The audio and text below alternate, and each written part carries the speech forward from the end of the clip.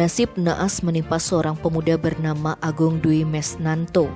Pemuda berusia 22 tahun tersebut mengalami kecelakaan kerja hingga tewas di Villa Rainbow Jalan Plawu Gang Mawar Seminyak Kuta Badung, Minggu 22 Agustus. Kasih Humas Polresta Denpasar Ibtu Ketut Sukadi mengutip keterangan saksi bernama Imade Lantara, mengatakan kejadian berawal ketika korban memperbaiki mengganti pelampung tandon air yang rusak. Korban sempat naik turun untuk memastikan pelampungnya sudah hidup atau mati. Berselang 15 menit kemudian, terdengar suara benturan keras di atas dak talang air, layaknya benda yang terjatuh.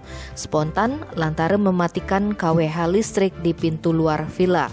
Sedangkan ibunya berteriak minta tolong karena melihat korban terlentang di atas dak beton talang air. Warga segera berdatangan ke lokasi kemudian mengevakuasi korban asal Banyuwangi, Jawa Timur tersebut. Korban berhasil diturunkan dalam kondisi sudah lemas, suhu badan masih hangat namun wajahnya sudah membiru dan tidak ada denyut nadi.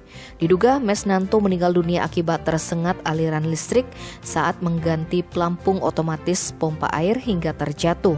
Namun Sukadi mengaku masih melakukan penyelidikan lebih lanjut. Tim Bali Express melaporkan.